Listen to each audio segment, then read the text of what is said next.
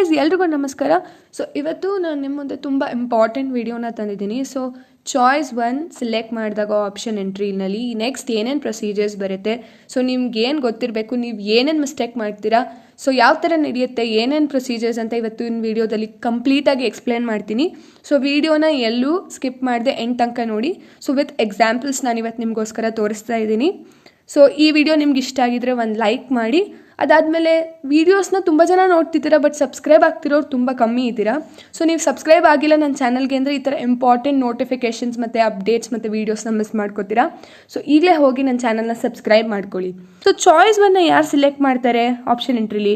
So ಇವಾಗ ಯಾವುದೋ ಒಂದು ಕಾಲೇಜ್ ಅಲಾಟ್ ಆಗಿರುತ್ತೆ. For example JC college allot ಆಯಿತು ಅಂತ ಅಂದ್ಕೊಳ್ಳೋಣ ಫಸ್ಟ್ ರೌಂಡಲ್ಲಿ. ಸೊ ಆವಾಗ ಆ ಸ್ಟೂಡೆಂಟ್ಗೆ ಆ ಕಾಲೇಜ್ ಇಷ್ಟ ಆಗಿಬಿಡುತ್ತೆ. ಸೊ ಅವನು ಫರ್ದರ್ ರೌಂಡ್ಸ್ಗೆ ಪಾರ್ಟಿಸಿಪೇಟ್ ಮಾಡಲ್ಲ ಅಂತ ಹೇಳಿ ಅಂಥ ಸ್ಟೂಡೆಂಟ್ಸು ಚಾಯ್ಸ್ 1 ಸಿಲೆಕ್ಟ್ ಮಾಡಬೇಕು. ಸೊ ಅದಾದಮೇಲೆ ಅವನು ಫರ್ದರ್ ರೌಂಡ್ಸ್ಗೆ ಪಾರ್ಟಿಸಿಪೇಟ್ ಮಾಡೋಕ್ಕಾಗಲ್ಲ. So KEA option entry process, KE ಕೌನ್ಸ್ಲಿಂಗಿಂದನೇ ಕಂಪ್ಲೀಟ್ ಎಕ್ಸಿಟ್ ಆಗಿದ್ದ ಲೆಕ್ಕಕ್ಕೆ ಬಂದುಬಿಡುತ್ತೆ.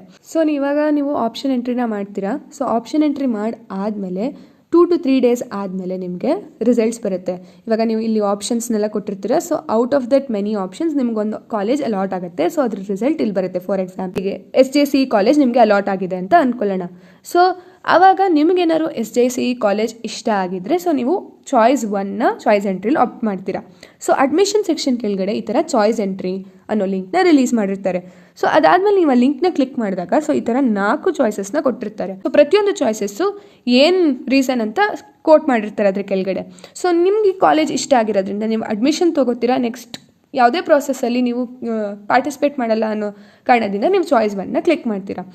ಸೊ ಅದಾದಮೇಲೆ ಏನಾಗುತ್ತೆ ಅಂತ ಹೇಳಿದ್ರೆ, ಸೊ ವಿತಿನ್ ಅ ಡೇ ಏನಾಗುತ್ತೆ ಅಂತ ಹೇಳಿದ್ರೆ, ಸೊ ನಿಮಗೆ ಡೌನ್ಲೋಡ್ ಚಲನ್ ಅನ್ನೋ ಒಂದು ಲಿಂಕು ಜನ್ರೇಟ್ ಆಗುತ್ತೆ. ಸೊ ನಾನಿದು ಹೇಳ್ತಾ ಇರೋದು ಬರೀ ಒಂದು ಚಾಯ್ಸ್ 1 ಸೆಲೆಕ್ಟ್ ಮಾಡಿರೋಂಥ ಸ್ಟೂಡೆಂಟ್ಸ್ಗೆ ಮಾತ್ರ. ಸೊ ಚಾಯ್ಸ್ 2 ಸೆಲೆಕ್ಟ್ ಮಾಡಿರೋಂಥ ಸ್ಟೂಡೆಂಟ್ಸ್ ಫಸ್ಟ್ ರೌಂಡಲ್ಲಿ ಸೀಟ್ನ ಹೋಲ್ಡ್ ಮಾಡಿರ್ತಾರೆ.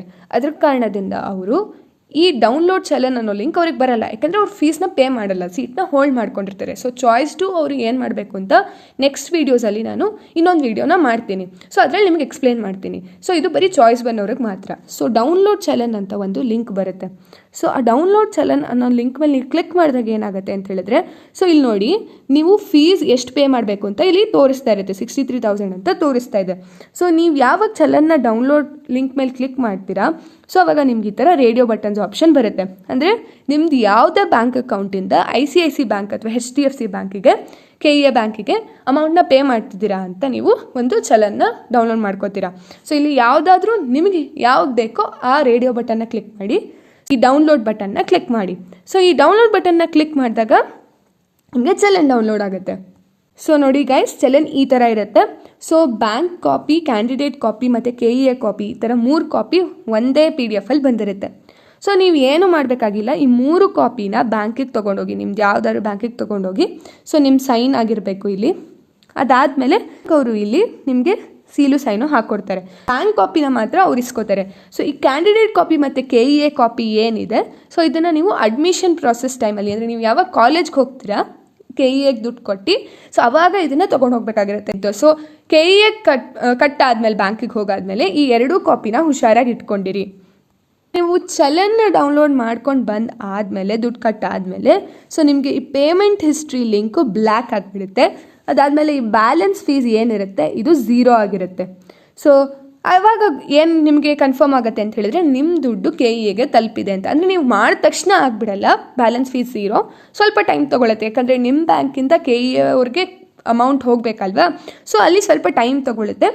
ಸೊ ಅದಾದಮೇಲೆ ಬ್ಯಾಲೆನ್ಸ್ ಫೀಸು 0 ಆಗುತ್ತೆ. ಸೊ ಆವಾಗ ನಿಮಗೆ KEA ಅವ್ರಿಗೆ ಫೀಸ್ ಪೇ ಆಗಿದೆ ಅಂತ ಕನ್ಫರ್ಮೇಷನ್ ಆಗುತ್ತೆ.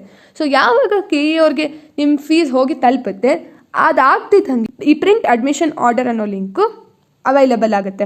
ಸೊ ನೀವು ಅದನ್ನು ಕ್ಲಿಕ್ ಮಾಡಬೇಕಾಗಿರುತ್ತೆ. ಸೊ ಅದನ್ನು ಕ್ಲಿಕ್ ಮಾಡಿದಾಗ ನಿಮಗೆ ಅಡ್ಮಿಷನ್ ಆರ್ಡರು ಡೌನ್ಲೋಡ್ ಆಗುತ್ತೆ. ಸೊ ಈ ಅಡ್ಮಿಷನ್ ಆರ್ಡ್ರಲ್ಲಿ ಏನೇನು ಡೀಟೇಲ್ಸ್ ಇರುತ್ತೆ ಅಂತ ಹೇಳಿದ್ರೆ, ನಿಮ್ಮ ಅಡ್ಮಿಷನ್ ನಂಬರು, ನಿಮ್ಮದು ಯಾವ ಕಾಲೇಜ್ಗೆ ನೀವು ಜಾಯ್ನ್ ಆಗ್ತೀರಾ ಅದ್ರ ಕಾಲೇಜ್ ಕೋಡು, ಅದಾದಮೇಲೆ ನಿಮ್ಮ ರ್ಯಾಂಕಿಂಗು, ಅದಾದಮೇಲೆ ನಿಮ್ಮ CET ನಂಬರು, ನಿಮ್ಮ ಕ್ಯಾಟಗರಿ, ಅದಾದಮೇಲೆ ಯಾವತ್ತು ಅಡ್ಮಿಷನ್ ಆಗ್ತಾ ಇದ್ದೀರಾ, ಆಮೇಲೆ ಎಷ್ಟು ಅಮೌಂಟ್ನ ಪೇ ಮಾಡಿದ್ದೀರಾ. ಸೊ ಈ ಎಲ್ಲ ಇನ್ಫಾರ್ಮೇಷನು ಈ ಕ್ಯಾಂಡಿಡೇಟ್ಸ್ ಕಾಪಿಲಿ ಇರುತ್ತೆ. ಸೊ ಇದು ಕೂಡ ಕ್ಯಾಂಡಿಡೇಟ್ ಕಾಪಿ, ಕಾಲೇಜ್ ಕಾಪಿ ಅಂತ 2 ಬರುತ್ತೆ. ಸೊ ಕಾಲೇಜ್ ಕಾಪಿನ ಕಾಲೇಜವರು ಅಡ್ಮಿಷನ್ ಮಾಡಿಸ್ಬೇಕಾದ್ರೆ ಇಸ್ಕೋತಾರೆ. ಸೊ 2 ಕಾಪಿನ ಸೈನ್ ಮಾಡಿ ತೊಗೊಂಡು ಹೋಗಿ ಕಾಲೇಜ್ ಅಡ್ಮಿಷನ್ಗೆ ಕೊಡಬೇಕಾಗಿರುತ್ತೆ. ಇದಿಷ್ಟನ್ನ ಮಾಡಾದ್ಮೇಲೆ ನೆಕ್ಸ್ಟು ಕಾಲೇಜ್ಗೆ ಹೋಗಬೇಕಾಗಿರುತ್ತೆ. ಸೊ ಸ್ಪೆಸಿಫೈಡ್ ಡೇಟ್ಸ್ ಕೊಟ್ಟಿರ್ತಾರೆ, ಆ ಡೇಟ್ ಒಳಗಡೆ ಕಾಲೇಜ್ಗೆ ಹೋಗಿ ನೀವು ಅಡ್ಮಿಷನ್ ಆಗಬೇಕಾಗಿರುತ್ತೆ.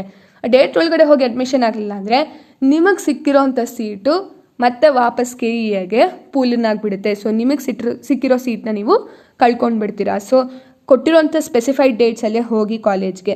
ಸೊ ಎಲ್ಲ necessary documents, admission order plus ಏನು ಚಲನ್ ಇರುತ್ತೆ ಅದನ್ನು ತೊಗೊಂಡು ಹೋಗಬೇಕಾಗಿರುತ್ತೆ. ಸೊ ಏನು ನೆಸೆಸರಿ ಡಾಕ್ಯುಮೆಂಟ್ಸ್ ತೊಗೊಂಡು ಹೋಗಬೇಕು ಅಡ್ಮಿಷನ್ ಟೈಮ್ಗೆ, ಅದಕ್ಕೆ ಬೇರೆ ವಿಡಿಯೋನ ಮಾಡ್ತೀನಿ. ಸೊ ಇದಿಷ್ಟನ್ನ ತೊಗೊಂಡು ಹೋಗಬೇಕಾಗಿರುತ್ತೆ. ಅದಾದಮೇಲೆ ಅಮೌಂಟ್ ಆಫ್ ಫೀಸ್, ಸೊ ಅದು ಕಾಲೇಜಿಗೆ ಕಾಂಟ್ಯಾಕ್ಟ್ ಮಾಡಬೇಕಾಗಿರುತ್ತೆ. ಸೊ ಅವ್ರು ಇಷ್ಟು ಫೀಸ್ನ ತರಬೇಕು ಅಂತ ಹೇಳಿರ್ತಾರೆ. ಸೊ ಅದನ್ನು ನೀವು ತೊಗೊಂಡು ಹೋಗಬೇಕಾಗಿರುತ್ತೆ. According to the college vary ಆಗುತ್ತೆ. ಸೊ ಅದನ್ನು ನೀವು ಕೇಳಿಕೊಂಡು ಫೀಸ್ನ ತೊಗೊಂಡು ಹೋಗಬೇಕಾಗುತ್ತೆ. ಅದಾದಮೇಲೆ ಕಾಲೇಜ್ಗೆ ಹೋಗಬೇಕಾಗುತ್ತೆ. ಸೊ ಕಾಲೇಜ್ಗೆ ಹೋಗಿ ಸೊ ಅಲ್ಲಿ ಏನೇನು ಪ್ರೊಸೀಜರ್ಸ್ ಇರುತ್ತೆ ಅದು ಕಾಲೇಜ್ ಅವರೇ ಹೇಳ್ತಾರೆ. ಸೊ ಯಾವ್ಯಾವ ರೀತಿ ಅಡ್ಮಿಷನ್ ಮಾಡಿಸ್ಕೋಬೇಕು ಅದು ಅವ್ರು ಮಾಡಿಸ್ಕೋತಾರೆ. ನೀವು ಜಸ್ಟ್ ಹೋದರೆ ಸಾಕು. ನೆಕ್ಸ್ಟ್ ಇನ್ಸ್ಟ್ರಕ್ಷನ್ಸ್ ಎಲ್ಲ ಅವರೇ ಕ್ಲಿಯರಾಗಿ ಕೊಡ್ತಾರೆ. ಇದಾದಮೇಲೆ last but not least procedure ಅಂದರೆ ನೀವು ಕಾಲೇಜ್ಗೆ ಹೋಗಿ ಅಡ್ಮಿಷನ್ ಎಲ್ಲ ಆಗ್ತೀರಾ. ಸೊ ಎಲ್ಲ ಪ್ರೊಸೀಜರ್ ಮುಗಿಯುತ್ತೆ. ಮನೆಗೆ ಬಂದಾದಮೇಲೆ ಸುಮಾರು ಜನ ಇದನ್ನು ಮಾಡೋದೇ ಇಲ್ಲ, ಮರ್ತು ಬಿಡ್ತಾರೆ. ಸೊ ಈ ಮರೆಯೋ ಕಾರಣದಿಂದ ಏನಾಗುತ್ತೆ ಅಂತ ಹೇಳಿದ್ರೆ ಎಷ್ಟೊಂದು ಜನ ಅವ್ರಿಗೆ ಸಿಕ್ಕಿರೋಂಥ ಸೀಟ್ನೇ ಕಳ್ಕೊಂಡ್ಬಿಟ್ಟಿದ್ದಾರೆ. ಸೊ ರಿಪೋರ್ಟ್ ಮಾಡಬೇಕು KEAಗೆ ಹೆಂಗೆ ಗೊತ್ತಾಗುತ್ತೆ ನೀವು ಕಾಲೇಜ್ಗೆ ಹೋಗಿ ಅಡ್ಮಿಷನ್ ಆಗಿದ್ದೀರೋ ಇಲ್ವೋ ಬಿಟ್ಟರು ಅಂತ ಯಾರು ಹೇಳ್ತಾರೆ KEAಗೆ. ಸೊ ಅದಕ್ಕೆ ನೀವು ಕಾಲೇಜ್ಗೆ ಹೋಗಿ ನೀವು ಅಡ್ಮಿಷನ್ ಆಗಿದ್ದೀರಾ ಅಂತ ಗೊತ್ತಾಗೋದು ಯಾವಾಗ KEAಗೆ ಬಂದು ರಿಪೋರ್ಟ್ ಮಾಡಬೇಕು, ಹೇಳಬೇಕು ನಾನು ಈ ಥರ ಕಾಲೇಜ್ಗೆ ಅಡ್ಮಿಷನ್ ಆಗಿದ್ದೀನಿ ಅಂತ. ಇನ್ ಕೇಸ್ ಮರ್ತ್ಬಿಟ್ರೆ KE ಅವ್ರು ಏನು ಅನ್ಕೋತಾರೆ, ಸೊ ನೀವು ಅಡ್ಮಿಷನ್ ಆಗಿಲ್ಲ ಅಂತ ಹೇಳ್ಬಿಟ್ಟು ನಿಮ್ಮ ಸೀಟ್ನ ವಾಪಸ್ KEAಗೆ ರಿವರ್ಟ್ ಮಾಡ್ಕೊಬಿಡ್ತಾರೆ. ಸೊ ನಿಮಗೆ ಸಿಕ್ಕಿರೋಂಥ ಸೀಟ್ ನೀವು ಕಳ್ಕೊಂಡ್ಬಿಡ್ತೀರಾ. ಸೊ ದಯವಿಟ್ಟು ಈ ತಪ್ಪನ್ನ ಮಾಡಬೇಡಿ. ಸೊ ಅದಾದಮೇಲೆ ಅಲ್ಲಿ ಏನಾಗಿರುತ್ತೆ ಅಂತ ಹೇಳಿದ್ರೆ ಅಡ್ಮಿಷನ್ ಕೆಳಗಡೆನೆ ರಿಪೋರ್ಟ್ ಟು KEA ಅಂತ ಬಂದಿರುತ್ತೆ link. So report to KEA link ಮೇಲೆ ಕ್ಲಿಕ್ ಮಾಡಿದಾಗ ಸೊ ಈ ಥರ ಇಂಟರ್ಫೇಸ್ ಓಪನ್ ಆಗುತ್ತೆ. ಸೊ ನೀವು ಯಾವ ರೌಂಡಲ್ಲಿ ಹೋಗಿ ಲಾಟ್ ಆಗಿದ್ದೀರಾ ಅಂತ ಇಲ್ಲಿ ಮೆನ್ಷನ್ ಆಗ್ತಾ ಇರುತ್ತೆ. ಸೊ ಅದಾದಮೇಲೆ ಇಂಜಿನಿಯರಿಂಗ್ ಸ್ಟ್ರೀಮ್ ಅಂತ ಮೆನ್ಷನ್ ಆಗಿದೆ, ಕಾಲೇಜ್ ನೇಮ್ ಮೆನ್ಷನ್ ಆಗಿದೆ, ಕೋರ್ಸ್ ನೇಮ್ ಎಲ್ಲ ಕರೆಕ್ಟ್ ಇದೆಯಾ ಅಂತ ಒಂದ್ಸತಿ ಚೆಕ್ ಮಾಡ್ಕೊಳ್ಳಿ. ಅದಾದಮೇಲೆ ನೀವು ಅಲಾಟ್ ಆಗಿರೋಂಥ ಕಾಲೇಜ್ಗೆ ಜಾಯ್ನ್ ಆಗಿರೋದಕ್ಕೆ ಇದನ್ನು ರಿಪೋರ್ಟ್ ಮಾಡ್ತಿದ್ದೀವಿ ಅಂತ ಹೇಳ್ತಾ ಇರೋದು. ಸೊ ಎಸ್ನ ಕ್ಲಿಕ್ ಮಾಡ್ತೀರಾ, ಡೇಟ್ ಆಫ್ ಜಾಯ್ನಿಂಗ್ನ ಹಾಕ್ತೀರಾ. ಅದಾದಮೇಲೆ ಇನ್ ಕೇಸ್ ಕಾಲೇಜವರು ಸ್ಪೆಸಿಫೈ ಮಾಡಿರುವಂಥ ಫೀಸ್ಗಿಂತ ಎಕ್ಸ್ಟ್ರಾ ಫೀಸ್ನ ತೊಗೊಂಡ್ರೆ ಅದನ್ನು ಇಲ್ಲಿ ಕ್ಲಿಕ್ ಮಾಡಿ ಅದರದ್ದು ಅಮೌಂಟ್ನ ಕೂಡ ಹಾಕಿ. ಸೊ ಅದಾದಮೇಲೆ ಸಬ್ಮಿಟ್ ಮಾಡ್ಕೊಳ್ಳಿ. ಸೊ ಇವಿಷ್ಟು ನೀವು ಚಾಯ್ಸ್ 1ನ ಸೆಲೆಕ್ಟ್ ಮಾಡಿರುವಂಥ ಸ್ಟೂಡೆಂಟ್ಸ್ ಮಾಡಬೇಕಾಗಿರುವಂಥ ಪ್ರೊಸೀಜರ್ಸ್. ತುಂಬ ಸಿಂಪಲ್ ಆಗಿದೆ. ಸೊ ವಿತ್ ಎಕ್ಸಾಂಪಲ್ಸ್ ತೋರಿಸಿದ್ದೀನಿ. ಈ ವಿಡಿಯೋನ ನೋಡ್ಕೊಂಡಿರಿ. ಸೊ ನಿಮ್ಗೊಂದು ಐಡಿಯಾ ಬಂದಿರುತ್ತೆ. ಸೊ ಇದೇ ಥರ ಏನು ಪ್ರೊಸೀಜರ್ ಆದಮೇಲೆ ಏನು ಪ್ರೊಸೀಜರ್ ಅಂತ ಗೊತ್ತಾಗುತ್ತೆ. ಚಾಯ್ಸ್ 2 ಮತ್ತು ಚಾಯ್ಸ್ 3 ಸೆಲೆಕ್ಟ್ ಮಾಡಿರುವಂಥ ಸ್ಟೂಡೆಂಟ್ಸ್ ಏನು ಮಾಡಬೇಕು ಅಂತ ಅವ್ರಿಗೂ ಒಂದು ಸಪ್ರೇಟ್ ವಿಡಿಯೋನ ಮಾಡ್ತೀನಿ. ಸೊ ಅಲ್ಲಿವರೆಗೂ ಸ್ಟೇ ಟ್ಯೂನ್, ನನ್ನ ಚಾನಲ್ನ ಫಾಲೋ ಮಾಡ್ತಾ ಇರಿ. Thank you so much for watching the video.